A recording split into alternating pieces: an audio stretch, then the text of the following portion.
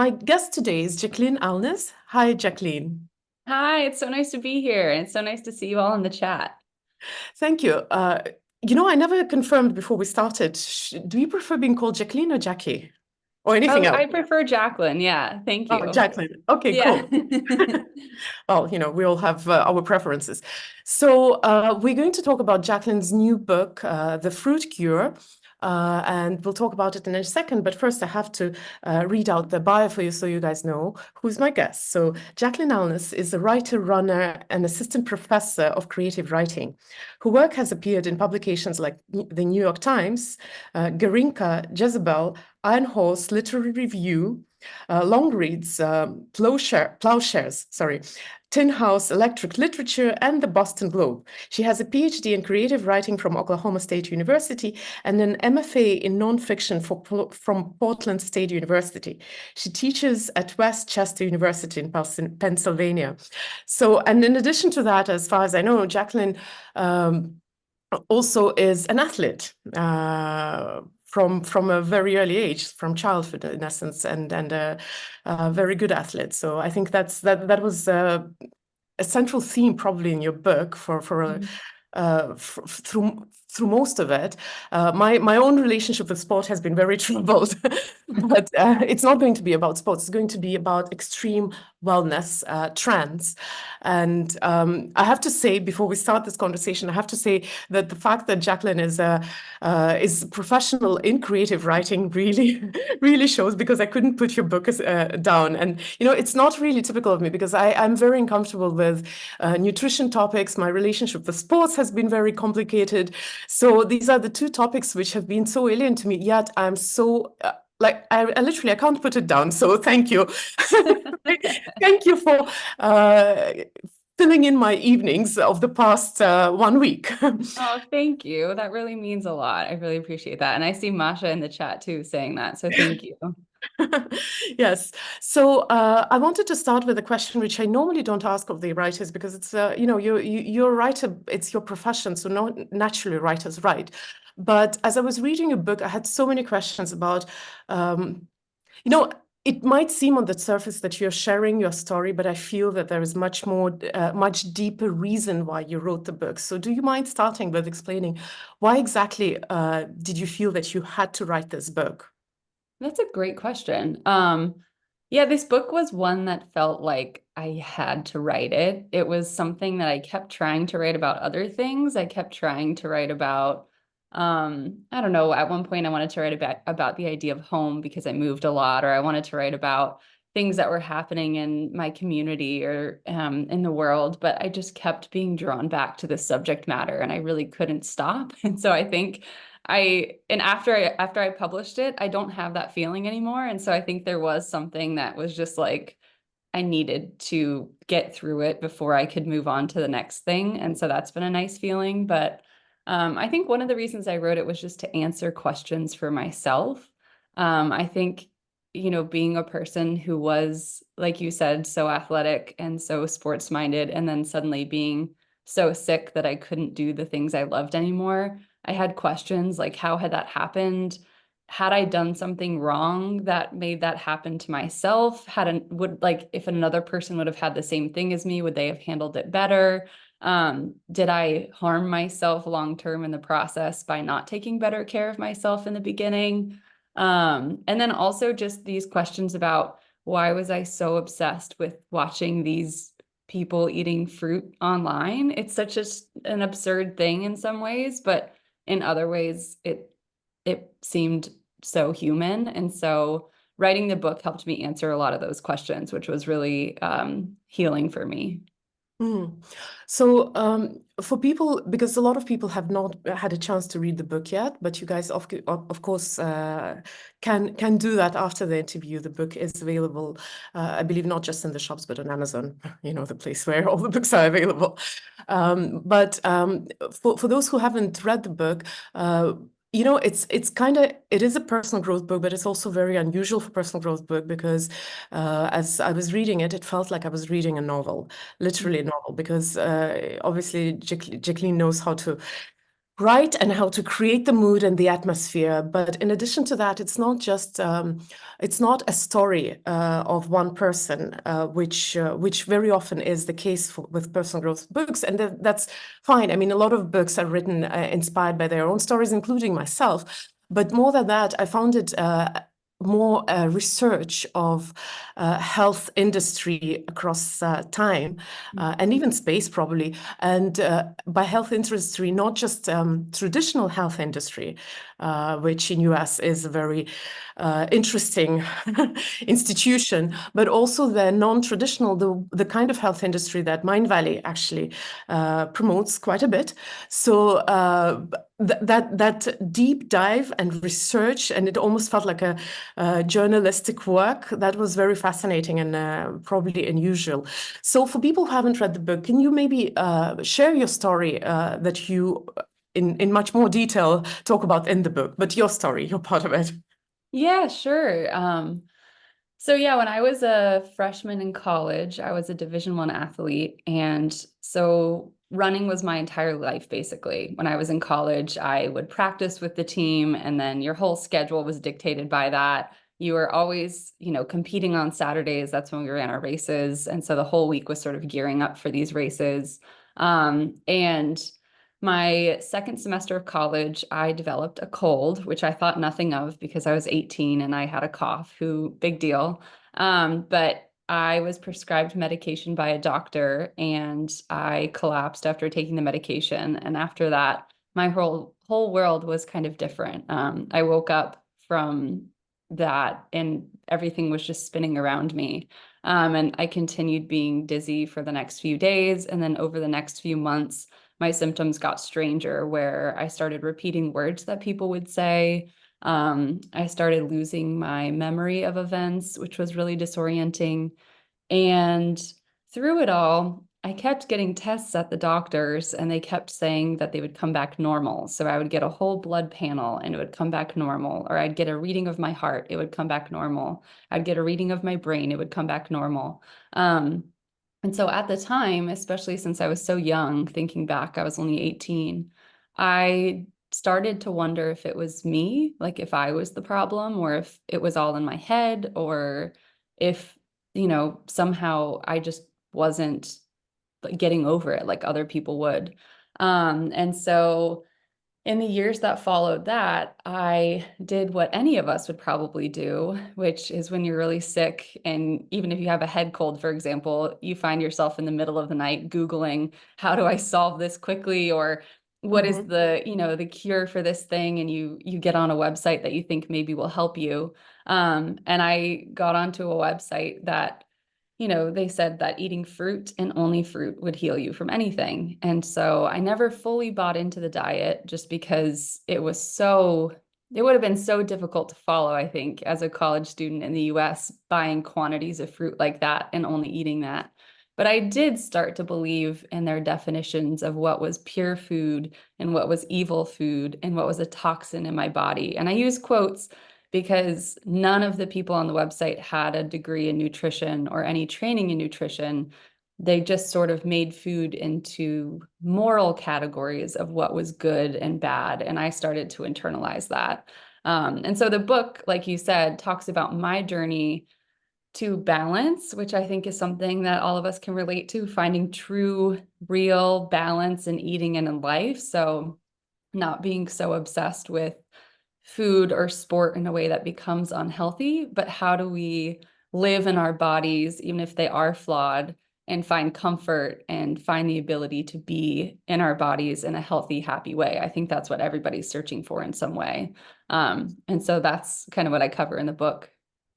You actually cover a lot of very interesting nuances, which are around this topic, which I found so fascinating. And although I said, I had a hard relationship with sports, and I'm a little like not as versed in in nutrition as I could be probably, but there were so many things that I related to. So one thing that I want to ask, it seems like the traditional, not tradition, sorry, the official medical system in US failed you, yet. still through the book, I can feel that that the alternative wasn't also an answer. So now that you have found your balance, what could you have done differently if you were to, wind it all back and experience that with what you know now? That's a really good question, and it's one that I ask myself a lot. And something that I think is a major takeaway from the book is exactly what you said, which is that if you fully believe in one thing, sometimes that's something to question. Like if you're all or nothing on anything, I think it can be a bad thing.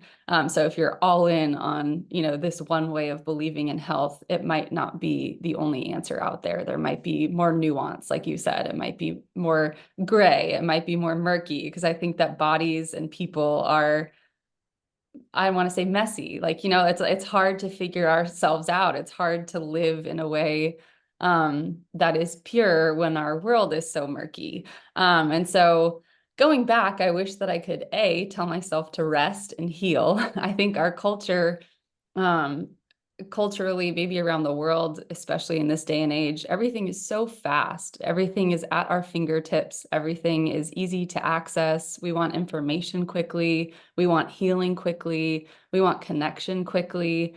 And I think sometimes, at least for me, I bought into those messages to the point where I wouldn't even take a few weeks off of running to try to heal myself, just because I thought I would fall behind or something. And now looking back, I think, I'm 14 years older than that. I wouldn't have lost anything from those few weeks. I don't even remember those few weeks. And so really, in the grand scheme of things, I wish I would have slowed down and know that it was okay to take breaks, take pauses, take rest, search for longer, slower answers rather than searching for what was quick and what was right in front of me.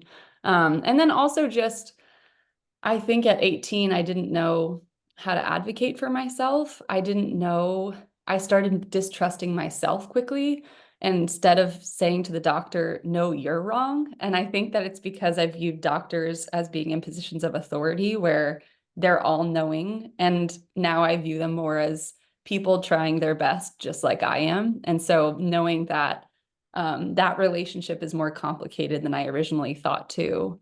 Mhm. Yeah. And then, like you said, I think just the idea that, for me, buying into the fruit diet was not the answer, and getting answers from doctors didn't come for a while. I could have taken a little bit from the doctors, and I probably could have taken a little bit from, another path of healing and sort of merged them together in a way that was most helpful, instead of viewing one as the right and one as the wrong, and vice versa, if that makes sense.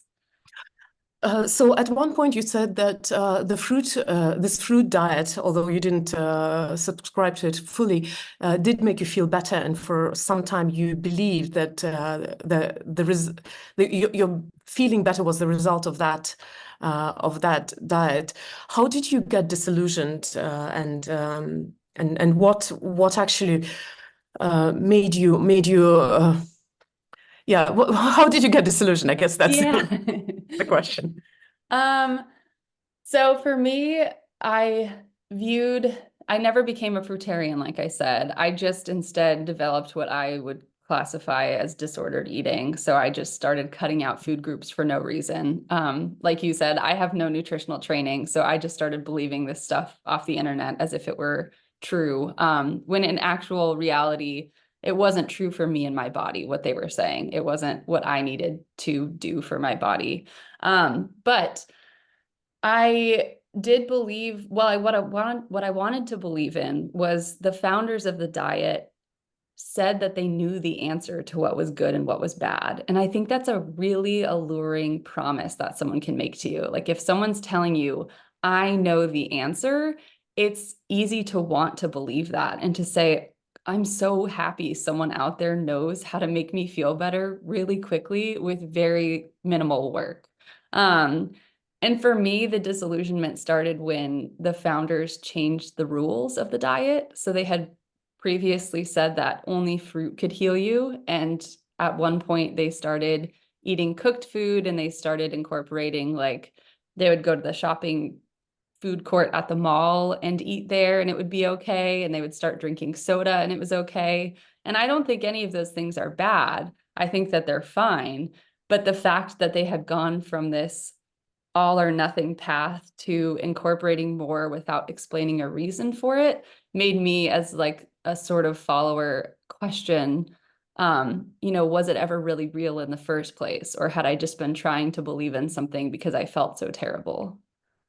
So, one question that I had in my mind when I was reading was, it's clear that you got disillusioned by this extreme health trend, and you researched very far into the history, all the way to the 17th century, which is very fascinating, including interviewing people who were the teachers and the people who were the so-called patients or not patients, followers. Why did you dedicate so much of your book to trying to dissect this field, which I think is a great thing, because I haven't seen a work this thorough. But what compelled you to actually go so deep into understanding how people created these fads and other people followed them? Thank you, by the way. That's really a compliment to the work.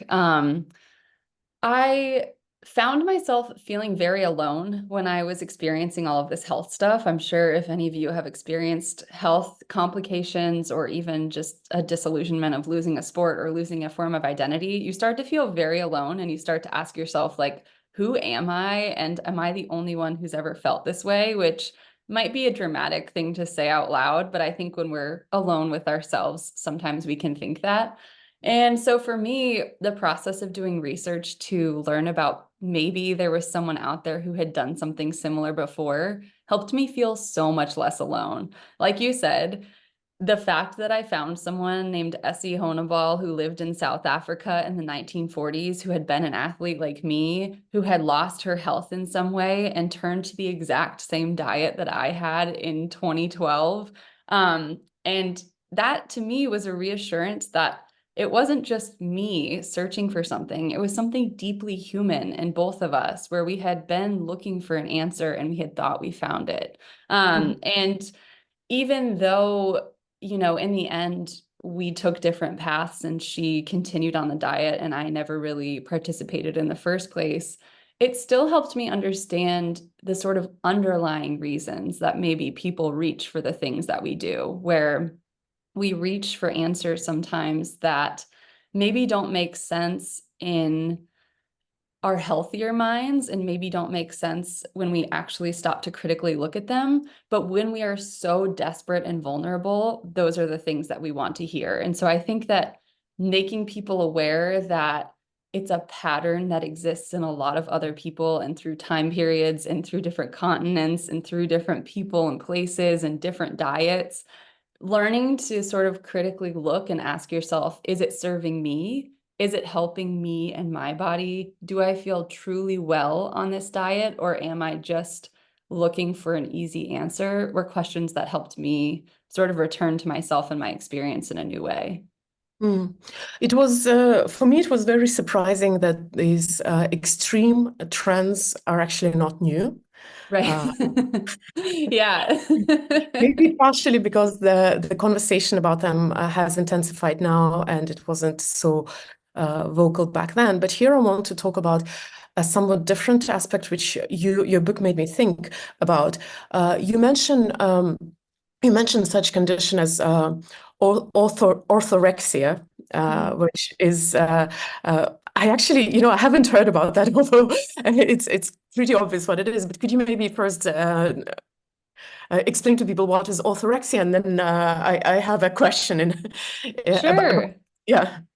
Yeah, again, I'm not a nutritional expert, so any of this is just coming from my research for the book. But orthorexia is, it's sort of what you talked about, where with the rise in social media and our ability to see other people's diets, there's an emphasis on purity and an emphasis on, like, you probably hear terms over the years like clean eating or lean eating or pure or other sort of terms that indicate something is like good or something is bad or evil or a toxin.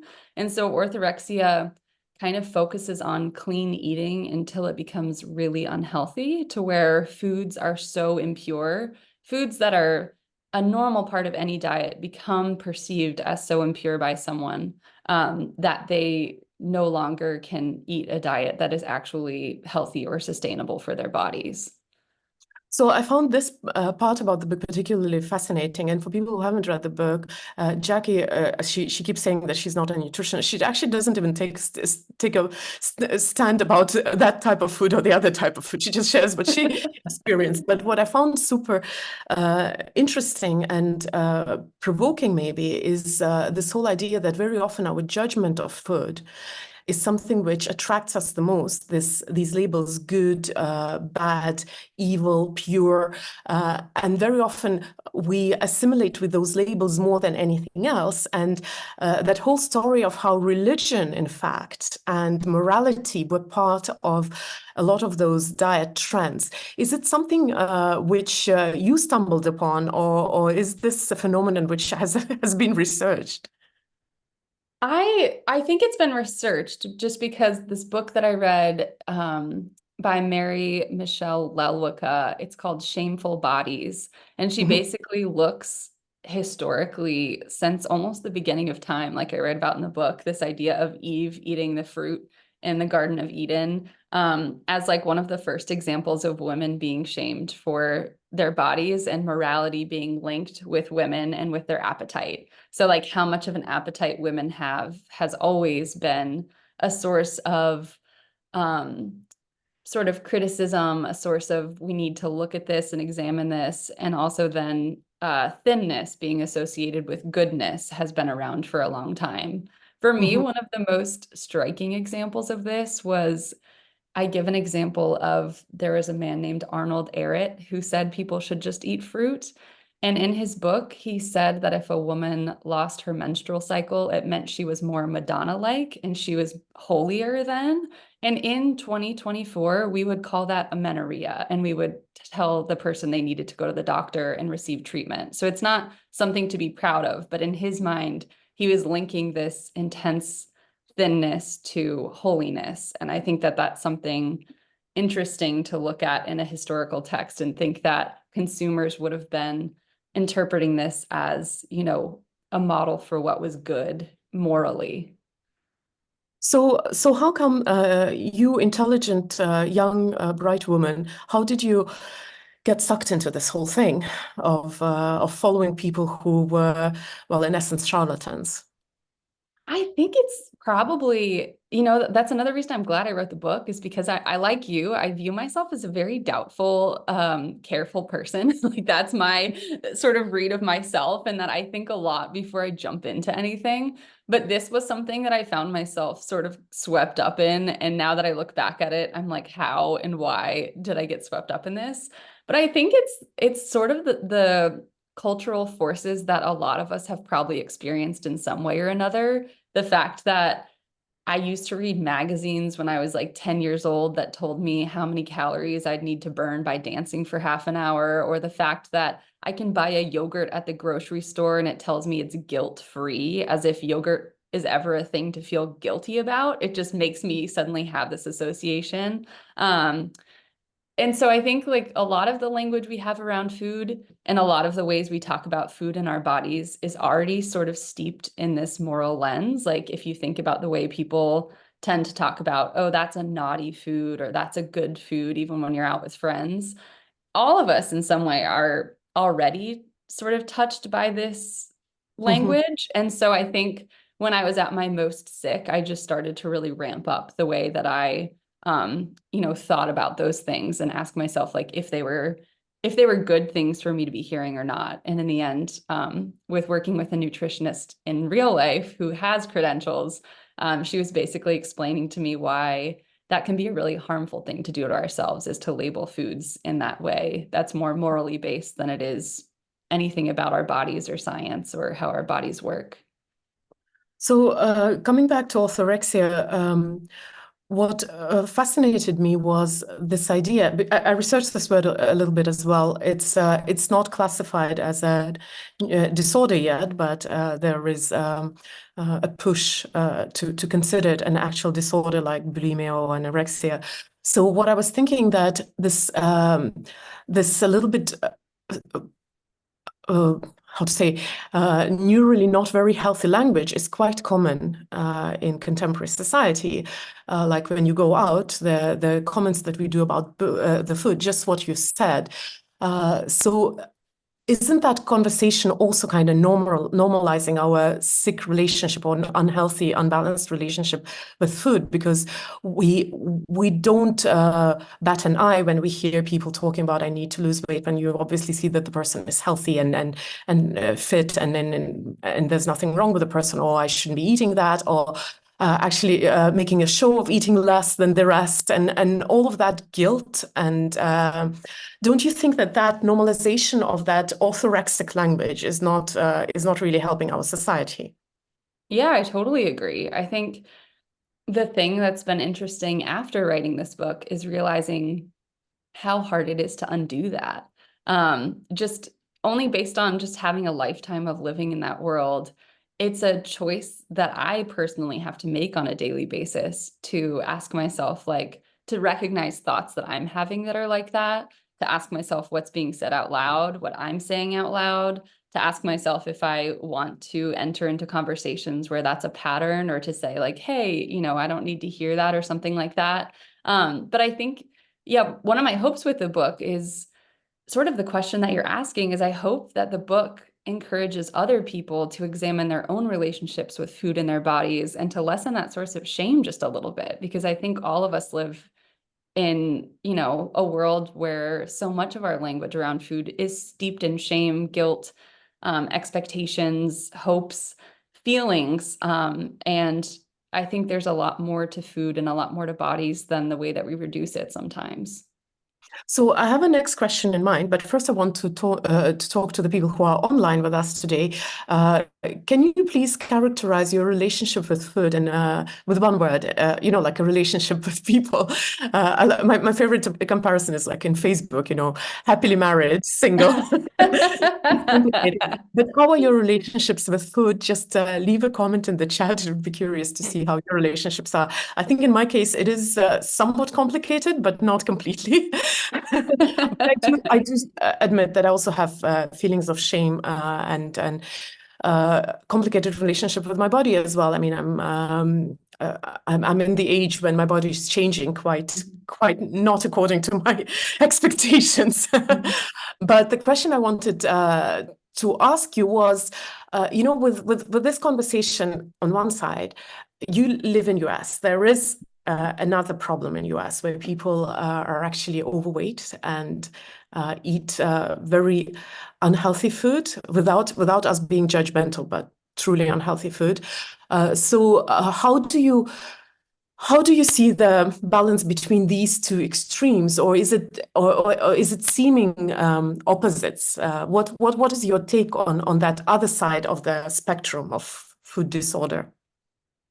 Yeah, I mean, I think what I hope for all of us is I wish it would be more normal to talk about all of this in a way like we've talked about that's not loaded in good and bad. I think that a lot of people hear messages like on either side of the spectrum that are steeped in shame. And I think that that's a really sad thing for everybody involved. And I think that, accessing resources that are truly helpful is sometimes difficult in the US. Like you said, it's not easy or cheap to go see a nutritionist or a dietitian, for example. And I think that when I finally did that, and when I finally was able to talk to someone who was a professional, it really helped me understand more about myself and my body. And so I wish that those resources were more available to everyone. And I think this again, like, gets into the way our world is. It's so fast paced that it's not like we all have time, I think enough time to really, explore our relationships with our bodies and ourselves, or have time to go outside or enjoy or do things that would probably be helpful for all of us mentally and overall well-being. So I think that those would be my takeaways, is just sort of overall lessening a sense of shame and access to more resources. So how did you resolve your complicated relationship with your body? Because judging by the book, your body was quite okay. You just were sick and you don't like that you didn't understand your body. How did you get to terms with it? Or became friends with it again? Yeah, that's a great question. It's something that I am still, I think it's a lifelong journey, like you said. I think the hard part about our bodies is that they're always changing. You get to a state where you're like, great, I'm in a good routine. And then all of a sudden, something about your body or your life changes to the point where you have to reevaluate yet again. And so I think that can be an exhausting process for all of us to reevaluate every, few weeks or years or months or whatever it is. For me, it was evaluating my relationship with a lot of things. I evaluated my relationship with running, which I started to realize was very all or nothing. It was either I was running a lot and the fastest I could all the time, or I wasn't at all. Same with food. I would be either sort of all or nothing. And I started seeing professionals. So I went to counseling. I went to a dietitian who helped me scientifically reinforce why I needed what I needed in my body, especially as a young athlete. She was talking to me a lot about what women need, what athletes need. And it was a lot different than what I'd been hearing online, which was really valuable for me to know that she could look at me scientifically and tell me what was going on. And then just time. I think a lot of time and putting it into practice and trying to figure out, what actually did make me feel well in a real holistic sense rather than just, thin or fast or the other things that I had been using as measures of whether or not I was in a good place. So, according to the story, your trust in your body was being eroded by everyone, pretty much. You couldn't trust your body because it didn't run. You couldn't trust your body because doctors didn't listen or didn't believe in your symptoms. Did you learn to trust your body? How do you navigate right now? Because the information is extreme. I mean, in 1 week, I was reading a book about eat only fruits and another book, eat everything but fruits. And I know we are bombarded by these extremes all the time. So how did you learn to navigate, and how did you learn to trust your body again? That's And a do you great actually? question. I saw that in the chat too, where someone else was navigating these extremely different messages that we all hear, which I think is really difficult as a human person to be confronted all the time with like, this is the best thing ever. And then you hear on the side, no, this is Yeah. the best thing ever. And you want to do the best for yourself, but where do you trust the information? Um, for me, trusting my body just uh it was again a very slow process. I think when you go through something like this, the trust, like you said, is eroded completely. And you sort of have to like you said, a Facebook relationship, it's complicated, maybe rebuilding process.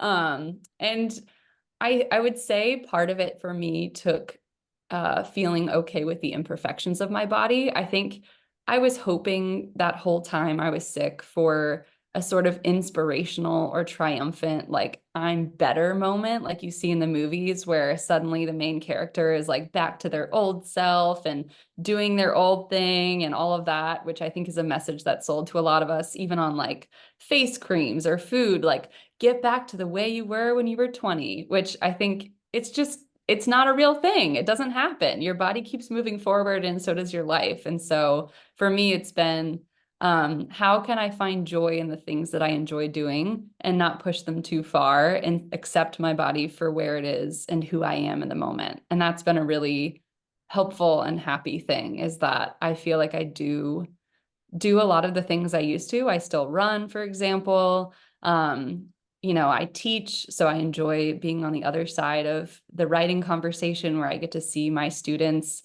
as 18-year-olds and sort of give back to them what I wish I would have had when I was that age.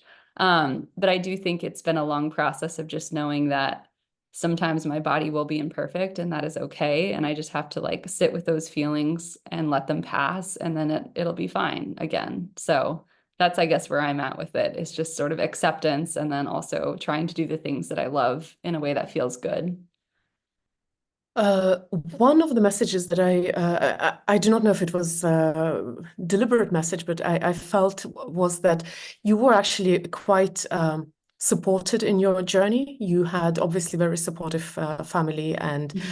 in somewhere in the pages you did mention that you had the blessings of having access to medical services, which maybe some people wouldn't have.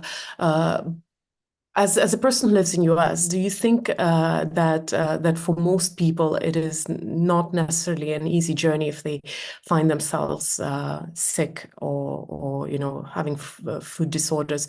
What can they do if they don't have money or support in terms of their family, their friends?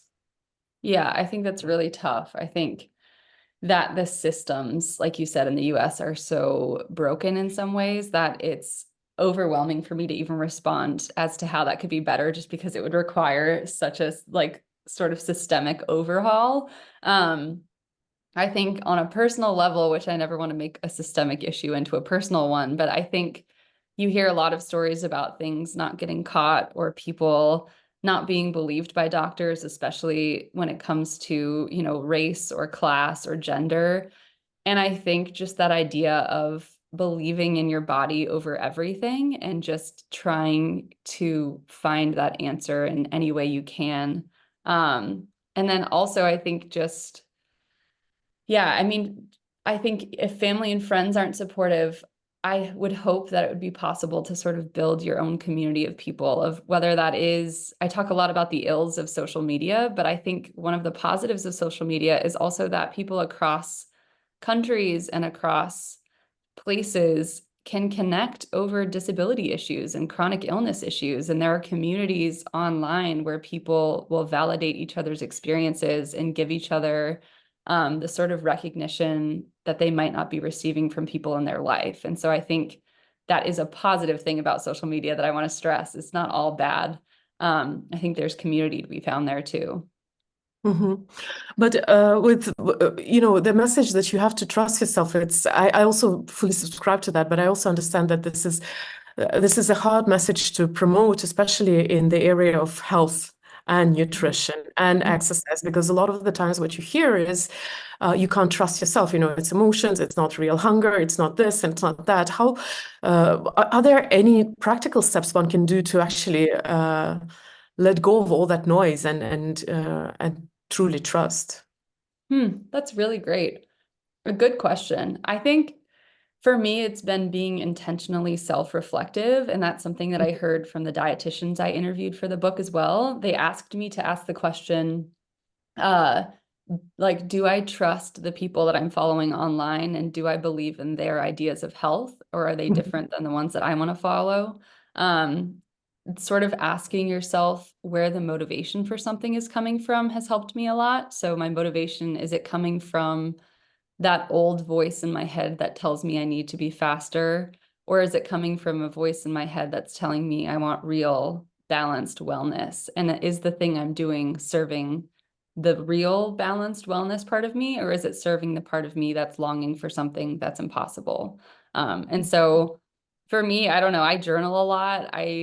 I think that's my best way of self-reflection, just asking myself those questions on the page and then sitting down to really pause in a moment that feels like it's an emotional one, especially when I was first starting back in my eating journey. It was something where I would confront a lot of intense emotions all the time. I was eating food that I'd been told were toxins for a period of a few years. And so it really took sitting there with that sense of discomfort, acknowledging the discomfort, Mhm. having someone I could trust to talk to, like my dietitian and my partner at the time, and then doing the thing and then reflecting on how it made me feel. And so taking it little steps at a time, but then also looking at the big picture of where do I want to be?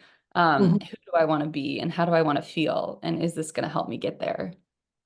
The one thing that really struck me was this idea that you at some point you felt that your illness in a way is a punishment for you not doing the right things. Mhm. Uh, how come this kind of doubt can even come? Because I mean, you have to really believe that that food, and I know in our industry, a lot of people believe that you are what you eat. Mhm. But to what degree, where does that line run between you actually deserving your illness because you don't eat the right things and it being something beyond your control? Yeah. I think it's helpful to hear other people with chronic illness talk about this too. It made me feel less alone. But I don't know if any of you have had the experience of when you're sick, people have really good hearts and they want to help you. And so they'll say something like, Have you tried drinking honey and Oh, lemon water? yeah.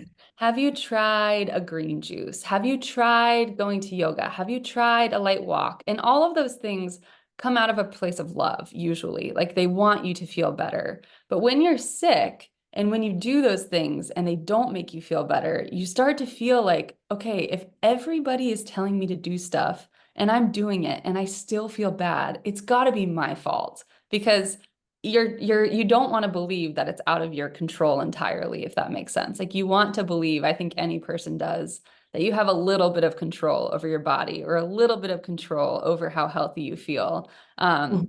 And so for me, I went for years feeling that sense of like, I have literally tried everything and nothing seems to be working. It's got to be a me problem at this point. And hearing people ask like, "Oh, are you still not feeling well?" made me feel like, "Oh my gosh, like I haven't gotten myself together to the point where I can say yes to them yet."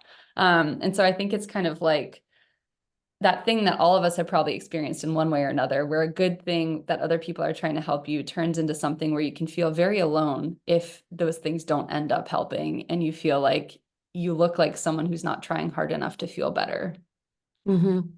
Uh, so I know I ask a little bit here, a little bit there, but just sometimes your answers give me some Yeah. new thought. The one thought that I wanted to ask because and that's coming back to the idea that we are bombarded by a lot of contradictory ideas, and everybody comes and talks to you with conviction of authority. But you've researched that field of all those fads and extreme wellness.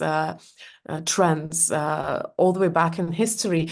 Have you figured out for yourself how to make a difference between genuine information and maybe the fads and the trends which might be dangerous? How do you yeah, I'm coming back to the same thing. How do you navigate? Yeah. How do you navigate? Because on one side, there's this official medicine, which sometimes doesn't listen to you, doesn't believe in your symptoms. And then on the other side, there's this person who says, I hear you, Mhm. but you don't know who this person is. Well, this is a question that the dietitians helped me with because they were talking about how, as two dietitians, I interviewed them for the book, and they were talking about how it's not very fun on social media to tell your audience, like in a quick video, "Hi, everyone. We're about to go on a journey together. We might find the answer, we might not. We might have to go through some trials, but like we'll be with you the whole way." That to someone who's desperate sounds like this isn't going to work for me. But to hear like a person on the internet say, "Hello, you who are very desperate, I have the answer," is like super sellable. Like what we hear all the time of like, "This is the best thing ever. This is the diet that will change your life."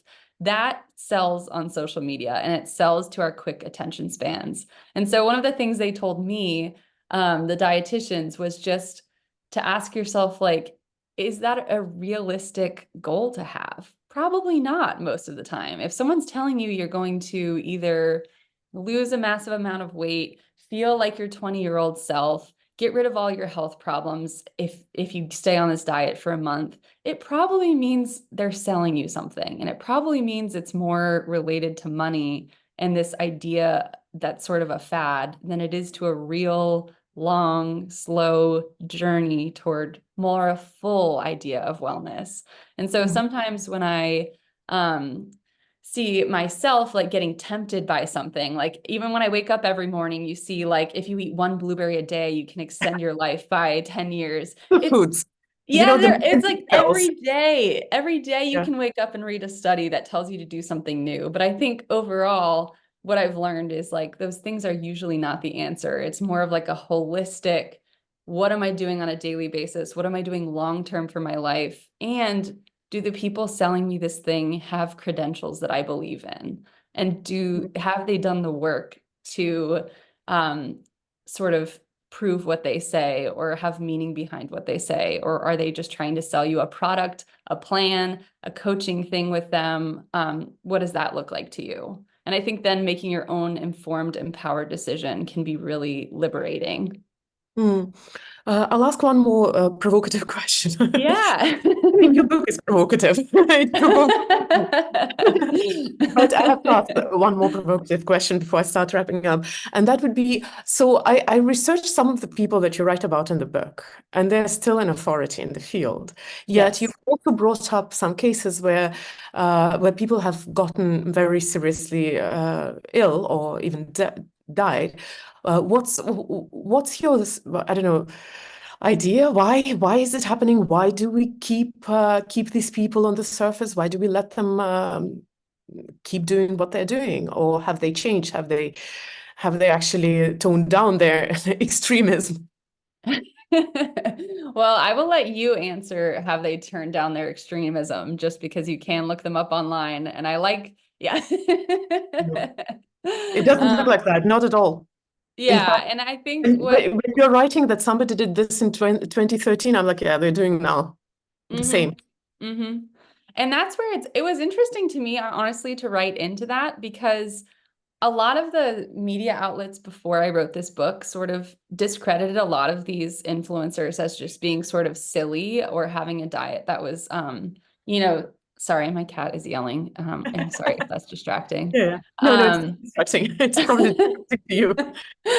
she's chiming in. But uh, yeah, something I think was interesting was I asked myself the question of, do these people truly believe in what they're selling? Or at this point, has it become something that is so tied to their identity and their source of money that they can't at all turn away from the thing that they've created? And something that was interesting for me was interviewing a former follower of the diet who had collected hundreds of thousands of followers and was sort of preaching about the diet at one point in their life.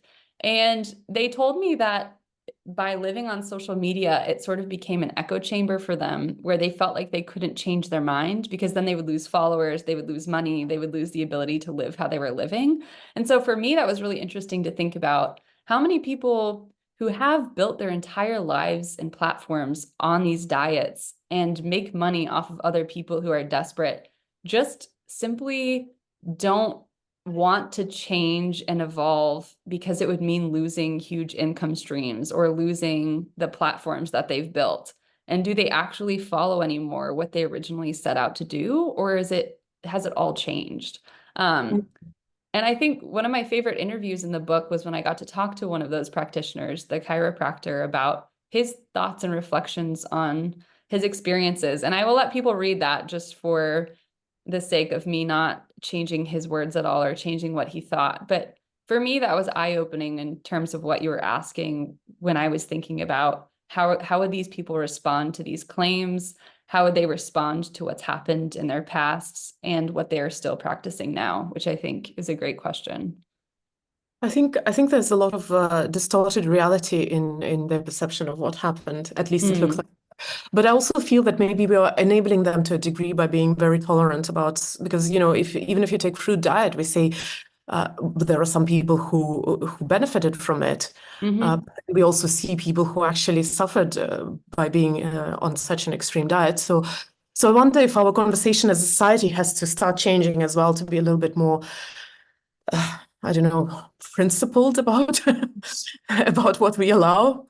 But Yeah. that's a different conversation altogether. That's another book. Yes, that's another book.